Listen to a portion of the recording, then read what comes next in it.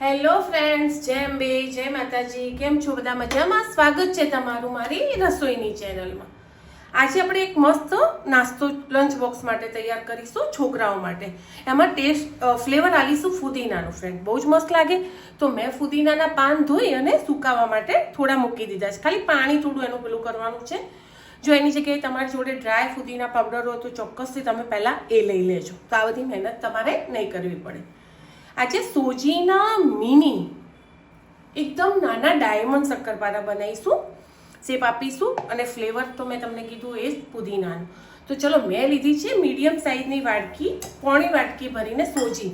તો એને મિક્સરમાં પીસી લઈશું.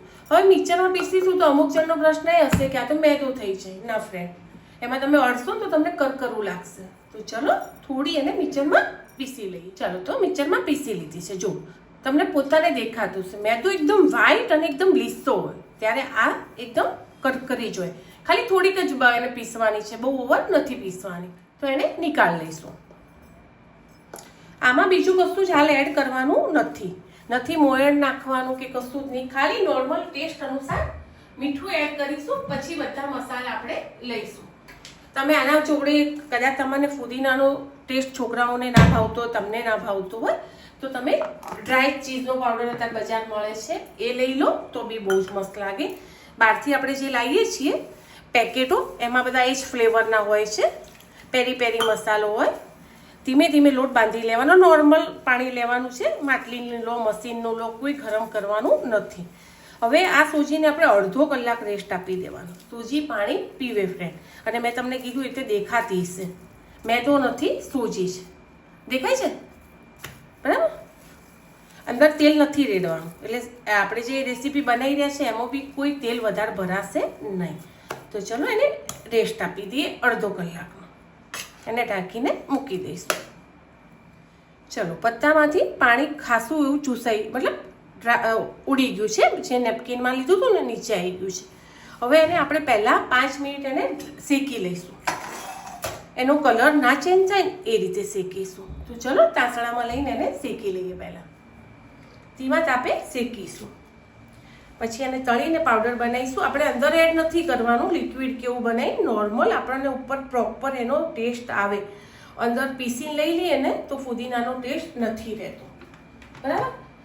એટલા માટે એનો પાવડર બનાવીશું. તો એને પહેલાં થોડા શેકી લઈશું. ધીમા તાપે શેકીશું, એનો કલર ચેન્જ ના થાય. જો ઓવન હોય તો ઓવનમાં શેકી લેવાના. ડ્રાય કરવાના છે થોડા. ચલો, તો લોટે રેસ્ટ કરી લીધો છે અને એવું લાગે ને કે કડક થઈ ગયો છે તો થોડું પાણી રેડીને ઢીલો કરી શકો, પણ જરૂર નહીં પડે. થોડું એને મસળી લઈશું. કોઈ તેલની કે એની કંઈ જરૂર નથી ફ્રેન્ડ. આના 2 ભાગ કરી લઈશું સરખા સરખા. અને એક પતળી મોટી રોટલી વણી લઈશું.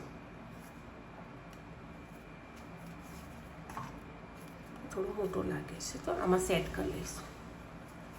ચલો, તમને રસિયા ઉપર ફાવે, થાળી ઉપર ફાવે કે રસોડા પર, જેમાં બી ફાવે એમાં વણી લેવાની. એકદમ પતળી રોટલી વણીશું.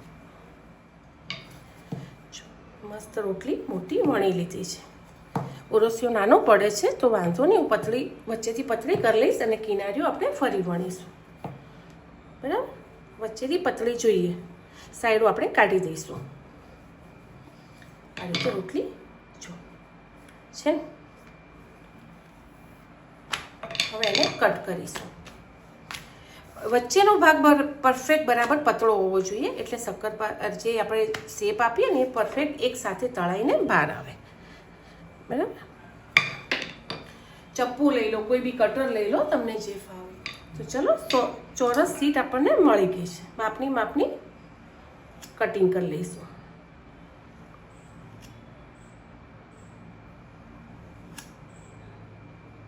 ચોરસ કાપો, સ્ક્વેરમાં કાપો, તમને જે રીતે ડિઝાઇન ગમે એ રીતે કાપી લેવાનું.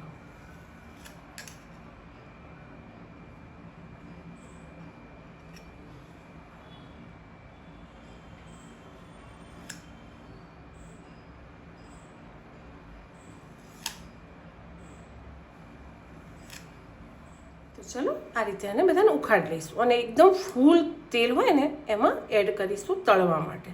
તો પહેલાં બધા બનાવી લઈશું. ઇઝી રીતે તમે આમ ચપાતી કરશો ને એટલે ઉખડી જશે. એક એક ઉખાડવાની જરૂર નહીં પડે, પણ એ નાખો ત્યારે છૂટા છૂટા એડ કરીશું. ચલો પહેલાં મેં ફુદીનો એમાં તળી લઈશું જે આપણે પૂરો કરી નાખ્યો હતો ને પછી એક તેલમાં આપણે ચોચીના જે વણી મૂકે છે ઝીણા ઝીણા શક્કરપારા એ તળી લઈશું.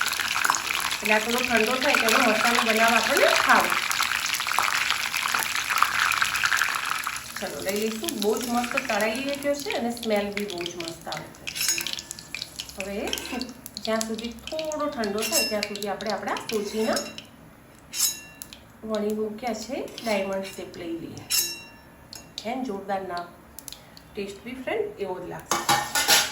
ફૂલ ગેસે નાખવાના છે, થોડા છૂટા છૂટા કરી નાખજો, ભેગા ના નાખો.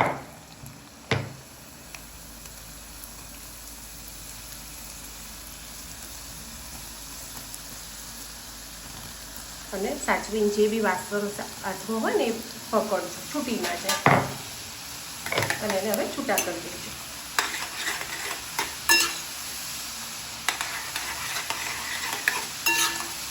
આ નાસ્તો તમારા ઘેર ખરાબ થશે ને તો છોકરાઓ ડિમાન્ડ કરશે છે. અને ઓછા તેલનો અને હેલ્ધી નાસ્તો છે. દેખાય છે? લાઇટ બ્રાઉન રંગના થાય ત્યાં સુધી તળી દો. ફુદીના સિવાય ગમે તે મસાલાનો તમે ટેસ્ટ એને આપી શકો. બહારથી આપણે પેકેટ લઈએ ને એવો ટેસ્ટ બી ડ્રાય ચીઝ તમે લાવી દો, પેરી પેરી મસાલો લાવી દો ઘરે.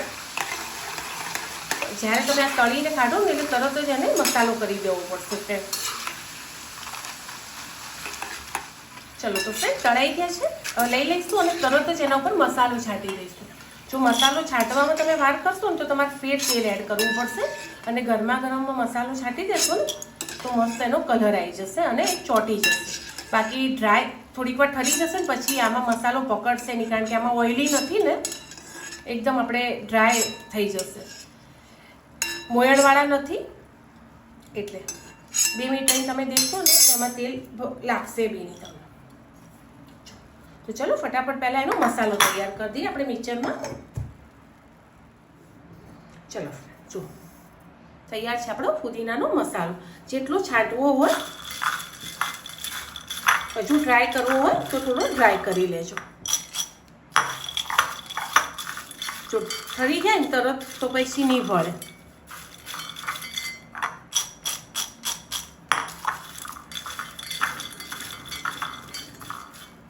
છે ને બીજા બધા બનાવી અને પછી આપણે થોડો વધારે પડતો છાંટીશું. હાલ મેં માપનો જ છાંટ્યો છે. સ્મેલ એની બહુ જ મસ્ત આવે છે.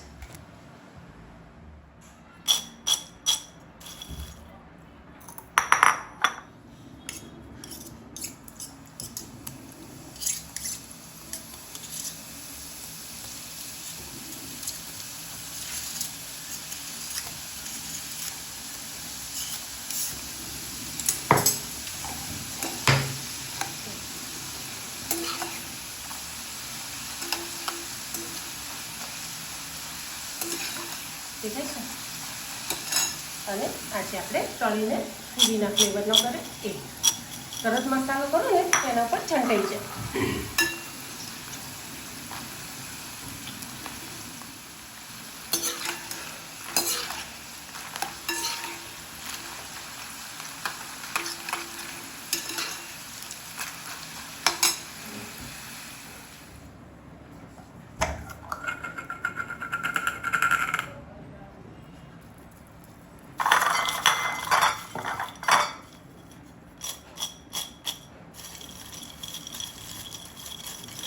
થોડા તળીને બહાર કાઢો ને એ રીતે તમારે તરત મસાલો કરી દેવો પડશે. તો આ રીતે ચોટશે નહીં તો પછી મસાલો ચોટશે નહીં. બરાબર? એક એક ઘાણ તમે આપણે બહાર કાઢીએ એ રીતે મસાલો કરી જવાનો અને પછી એક બાઉલમાં ભેગા કરી જવાનું. થઈ ગયું? ફરીથી આપણે એ જ રીતે કરી જઈશું. જો ફ્રેન્ડ છે તૈયાર છે મસ્ત ફુદીના ફ્લેવરના ડાયમંડ શક્કરપારા. એકદમ ડ્રાય, બિલકુલ તમને તેલ લાગશે જ નહીં, ઓઇલી નહીં લાગે. ચલો તો મળીએ આગળના નવા બ્લોગ.